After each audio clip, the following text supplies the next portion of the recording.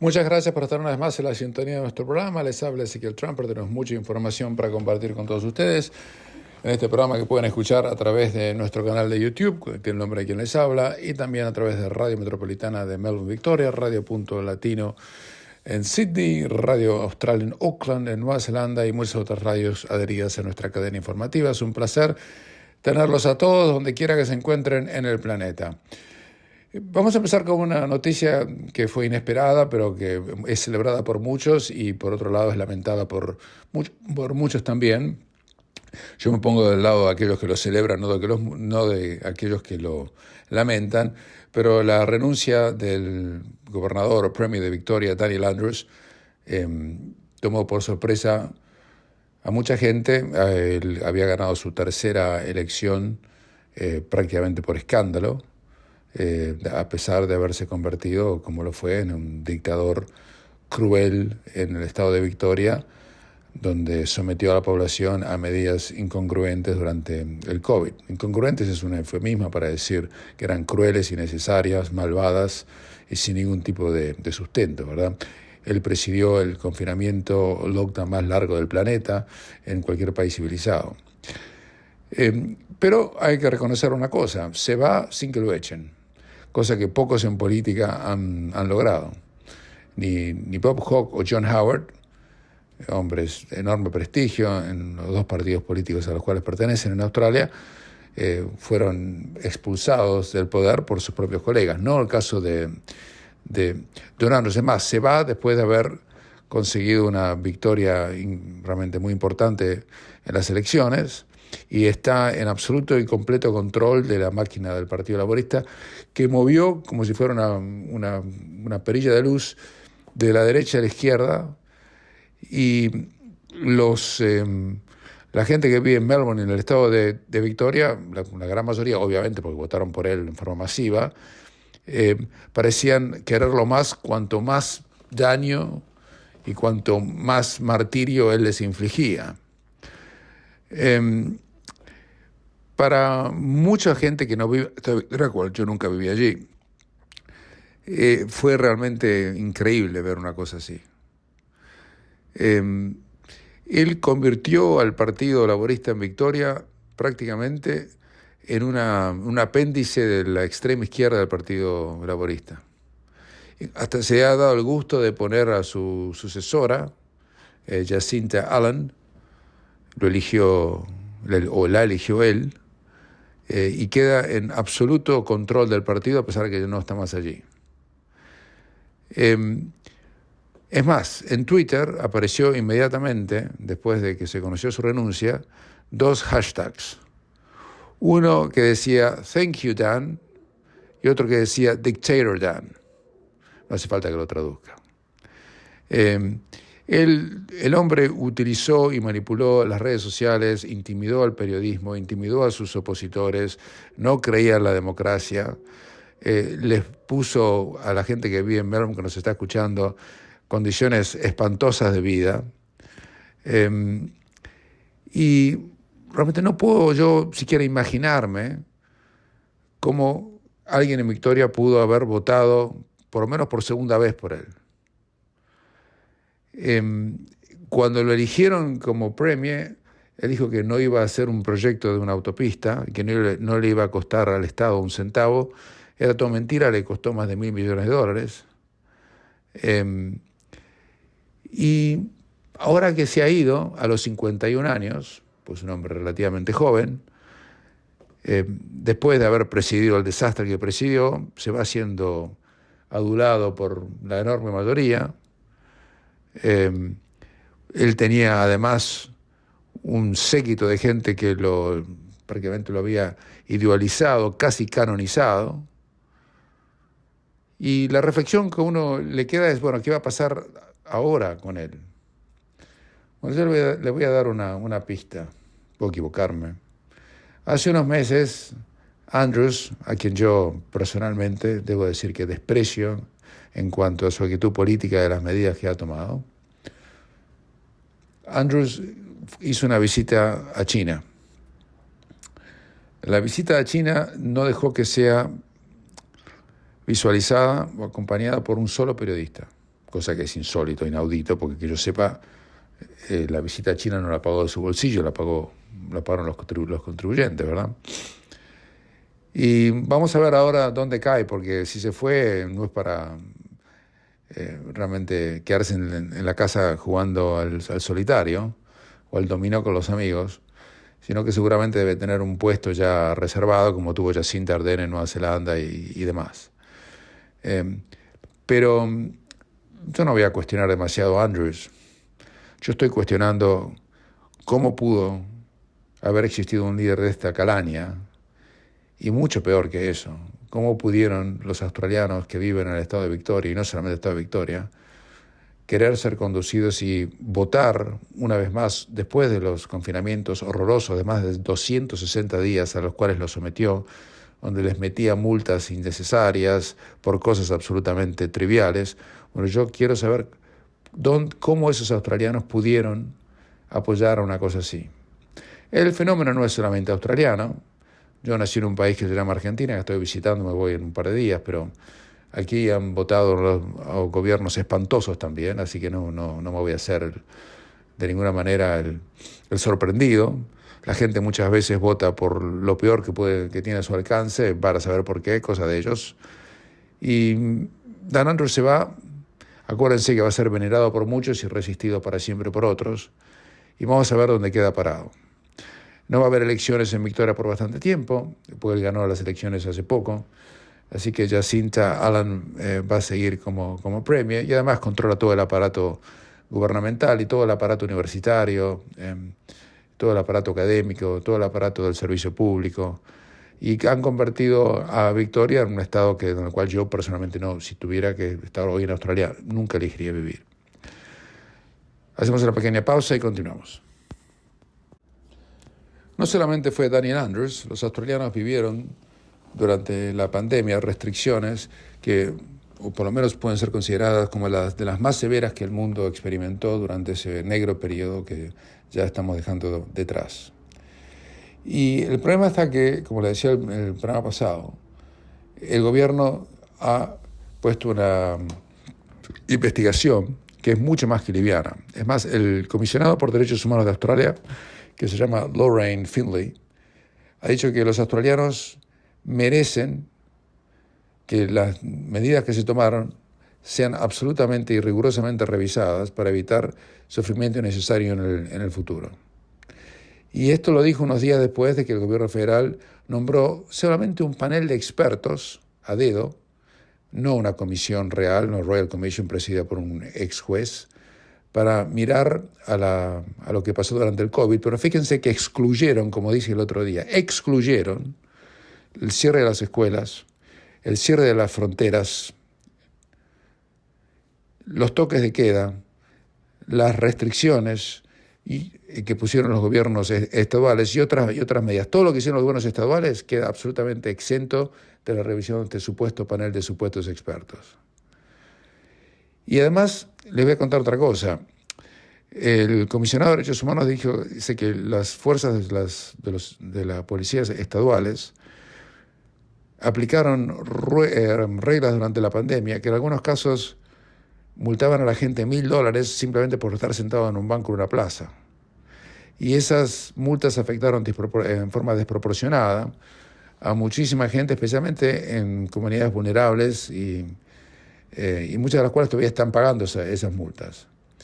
Y ella dice que la Comisionada de Derechos Humanos, que el pueblo australiano merece que esas historias sean contadas, porque hubo tantos ejemplos de las mismas y eso dividió Australia y produjo una erosión, socavó la confianza en las instituciones públicas. Y eso hay que investigarlo. Abogados como el que les habla pasaron años tratando de revertir esas multas ilegales que se promulgaron durante la pandemia, y sin embargo el gobierno federal presidido por Albanese no quiere saber absolutamente nada con eso. ¿Saben cuántas multas se pusieron por esta naturaleza en Australia? 30 millones de dólares. Albanese no quiso ni siquiera contestar una sola pregunta cuando hizo una breve presentación en conferencia de prensa acerca del tema del famoso referéndum en Sydney el pasado domingo. Y su oficina ni siquiera puso la transcripción de la entrevista en el website de lo que es tradicional. Así que es una pena que no solamente hayan hecho lo que han hecho, porque esto tuvo repercusión mundial, sino que ahora quieren cubrirlo, taparlo con una manta. Porque en realidad lo que pasó en Australia durante el COVID debería caer bajo el lema nunca más. Pero yo creo que eso es una quimera, porque yo más que nunca más estoy pensando cuándo será la próxima. Porque si el pueblo australiano, una vez más, aceptó estas restricciones tremendas, draconianas, donde hasta no nos dejaban salir del país y lo aceptaron con gusto y no hubo ninguna manifestación en contra que merezca el nombre de tal, y si uno manifestaba era agredido, hasta podía perder su trabajo, como mucha gente realmente perdió. Bueno, ¿qué puede hacer? Le cuento además que hubo un estudio en el estado de Victoria que encontró que la gente de origen africano y de origen de Medio Oriente le pusieron multas 4 veces más que a otro tipo de otros sectores de la población, lo que es muy, pero muy llamativo. Pero bueno, es lo que quedó, el gobierno lo quiere cubrir y ustedes, yo, todos los australianos estamos indefensos ante el abuso de poder excesivo, casi le diría sin precedentes, que se vivió en Australia durante la época del COVID. Hoy es un tema político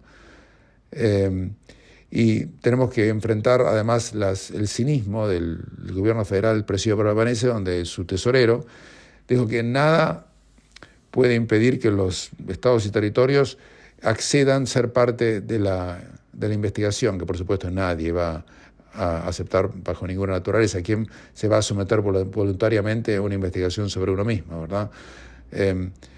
Así que yo lo lamento mucho, eso es lo que pasó. Le aclaro que la gente que fue multada $1.000 hasta por comerse un sándwich en la calle o por estar sentada en un banco de una plaza constituyeron 33.000 de las 62.000 multas que se perdonaron después de una concesión que hubo en la Corte porque se encontró un tecnicismo legal que no las convalidaba. Otras siguen siendo, hoy por hoy incluso, siendo perseguidas en la Corte porque el gobierno quiere cobrar.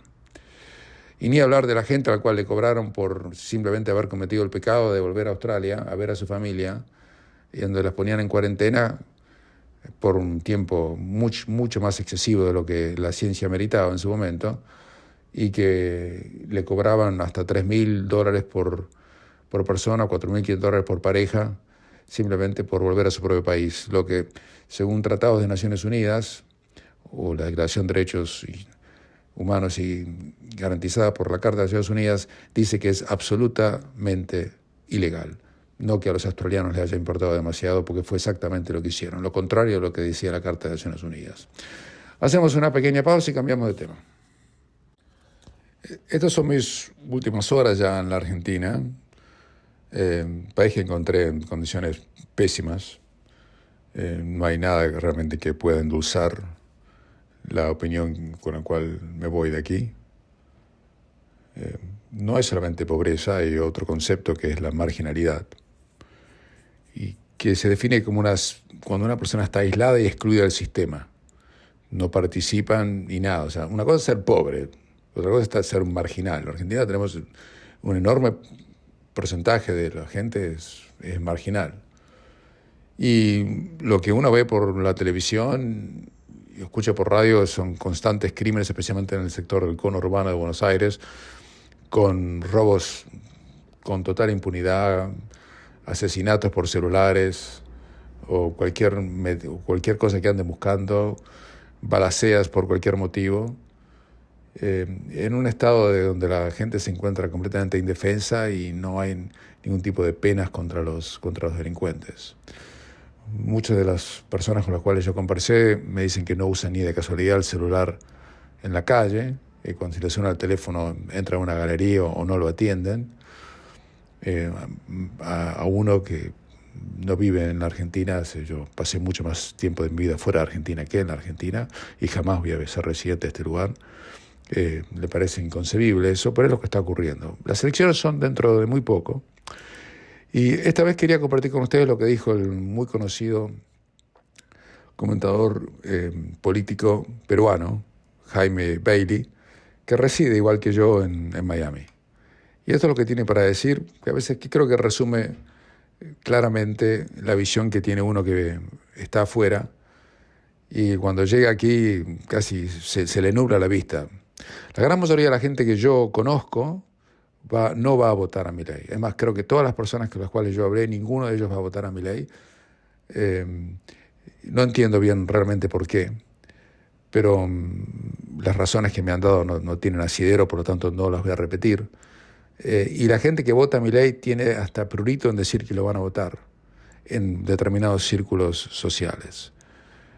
Les voy a poner lo que dice Jaime Bailey y después les voy a refrendar con algunos comentarios de quien les habla. En Argentina habrá elecciones en menos de un mes. Domingo 22 de octubre. Recuerden bien esa fecha, domingo 22 de octubre. Y está primero en todas las encuestas Javier Milei, joven, 53 años, candidato libertario. Promete dolarizar la economía y cerrar el Banco Central. Por eso la izquierda argentina está desesperada, está nerviosa. Saben, olfatean que van a perder. Hoy el presidente cantinflesco, disparatado, incompetente, Alberto Fernández, que es repudiado masivamente por más del 80% de la población, tuvo la desfachatez de decir que el candidato oficialista, que es el ministro de Economía de su gobierno, que es el responsable de la hiperinflación del 124% anual, el señor Sergio Massa, es el mejor preparado, dijo Fernández. ¡Qué morro! ¡Qué insolencia! Es un ministro que ha hundido a la Argentina en la hiperinflación y el presidente, su jefe, Fernández, dice que es el mejor preparado para ser presidente. ¿Cómo no? Voy a decir, no es una novedad, pueden buscar 1000 videos donde lo dije antes. Es de su generación el que más se preparó para ser presidente de la Argentina. Es un hombre con quien compartimos los mismos valores y tenemos los mismos compromisos.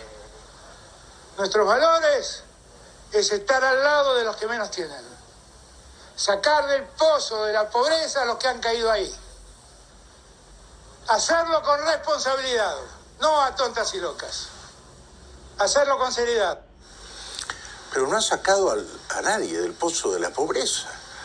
En los 4 años del incompetente señor Fernández han caído muchísimos argentinos en ese hondo pozo oscuro de la pobreza.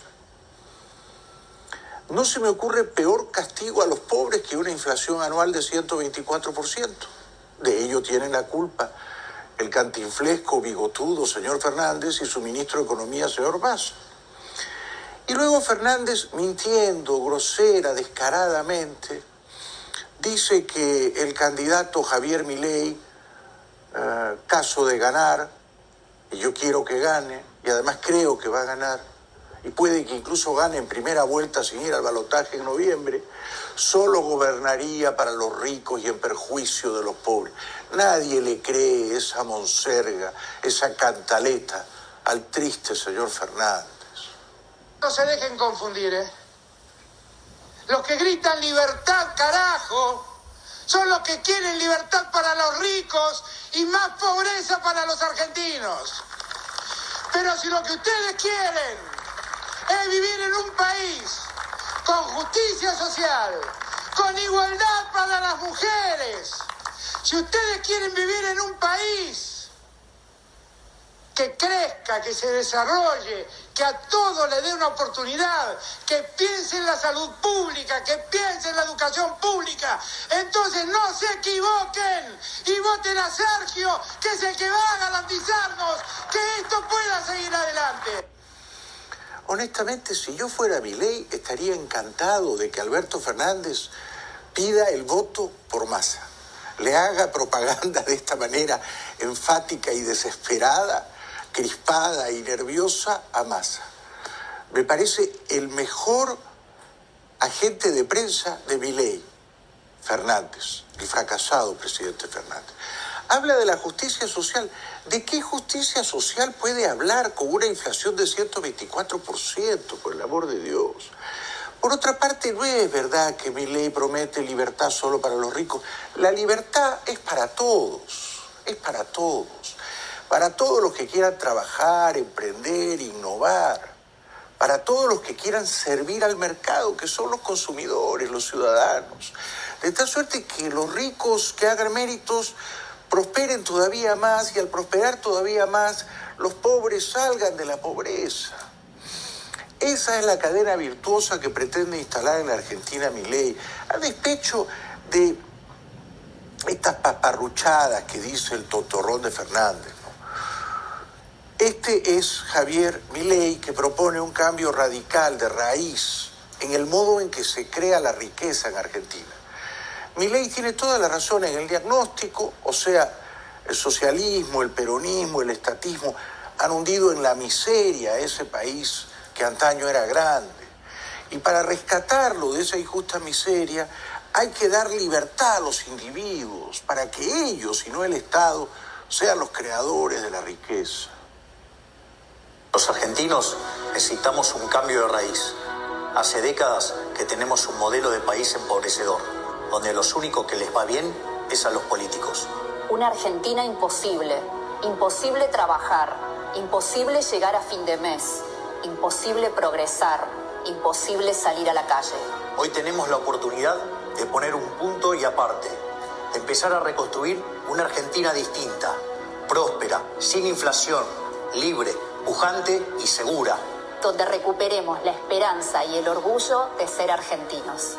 Los argentinos ya nos dimos cuenta que hacer una Argentina distinta es imposible con los mismos de siempre. Pongamos un punto y aparte. Bueno, yo si fuera argentino votaría por Javier Milei, ciertamente. Yo quiero que gane Milei, ¿no? Dicen que está loco, yo no creo que esté loco. Yo creo que defiende las ideas luminosas de la libertad. Dicen que a veces se exalta y dice 2 o 3 palabras destempladas. Eso es normal en el calor, en el fragor de la batalla política. Pero creo que él hace el diagnóstico correcto y entiende que el Estado argentino es un elefante sentado en una cristalería, ¿no? Entiende que ese estado elefantiásico hay que adelgazarlo, hay que rebajarle la grasa, porque ese estado elefantiásico está sentado sobre los que podrían crear riqueza. Cuando yo iba a Buenos Aires a principios de este año, les decía, y no me creían, me miraban como si yo fuese un despistado, un chiflado, un orate. Es la fama que tengo, claro. Les decía, Milei va a ser la estrella. Milei va a ser el candidato más votado en las primarias. Y Milei, el 22 de octubre, va a pasar a la segunda vuelta al balotaje. No me creían. Me decían, ¿pero quién va a votar a Milei? Yo decía, ¿saben quién? ¿Saben quién va a votar a Milei? Los pobres. Ellos, los más pobres, los que más sufren la hiperinflación. Una encuesta divulgada hoy en la televisión argentina confirma que, en efecto, la clase alta no vota por Milei, apenas 9%. ¿Ah? La clase media tampoco muy mayoritariamente. Es la clase baja la que vota con más entusiasmo, con más ilusión y con más fervor por el señor Milei. A decir Milei es el votante, los chetos, el votante el que rico y trabaja demás. en el privado, el Al que contrario, tiene un sueldo. miren el nivel socioeconómico del votante de Milei. Alto solamente el 7% de los votantes. Medio el 26%, 66% es un votante socioeconómico bajo. Fíjate, de hecho, la relación laboral del votante de Milei, muchos de los informales, de los que se encuentran en la informalidad. Entonces, ¿qué estamos hablando de la radiografía del voto? El cuentapropista. Estamos hablando el Uber, el Rappi, del caído del Changa. sistema, del que hoy no confía en el Estado, del que no encuentra una solución real en el Estado. Exactamente, es lógico, es comprensible que aquel ciudadano argentino que está viciosamente castigado por la hiperinflación, por la miseria, por el desempleo, encuentre en Milei a una esperanza de cambio radical. Es comprensible. También... Hasta ahí las palabras de Jaime Bailey. Les voy a decir dos cosas.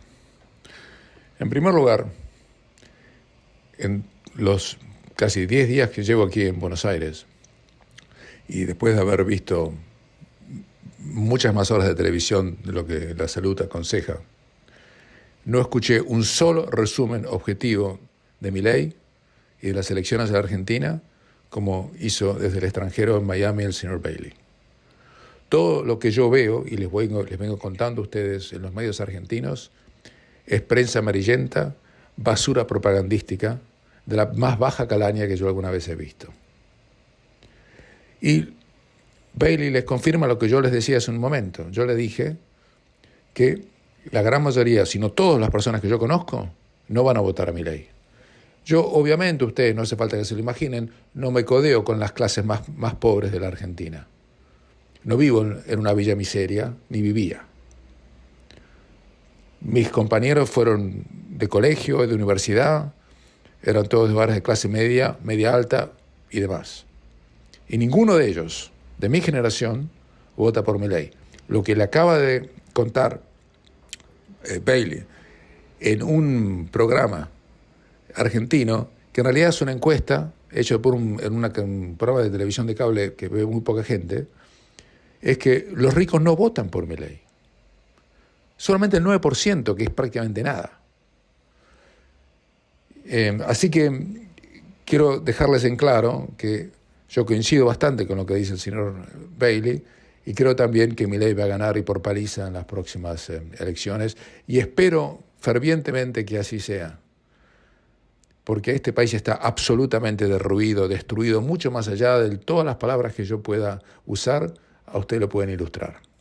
Si Milei gana en la Argentina, eso sería un cambio muy importante en toda Latinoamérica, porque Argentina tiene un rol muy importante culturalmente en el resto de la región. Argentina siempre produjo los mejores cines, los mejores actores, no se ofendan, es la verdad, los mejores relatores de fútbol y hasta quizás los mejores futbolistas. Culturalmente Argentina tiene una influencia enorme en el resto de la región y espero que sea un punto de inflexión para que este continente castigadísimo, que está pasando, como viene pasando desde que yo nací, momentos terribles, empiece a hacer un cambio. En Uruguay ya felizmente se pudieron salir del desastre del criminal Mujica y los que lo siguieron después, y tienen ya un gobierno que es respetado en el mundo como ustedes ya saben. Es el único país más o menos. Chile, Brasil, Bolivia, por favor. Paraguay está entrando en otra etapa, espero que continúe. Colombia entró en un agujero negro, vamos a ver cómo sale. Perú anda a los tumbos. El resto que se puede decir. Hacemos una pequeña pausa y continuamos.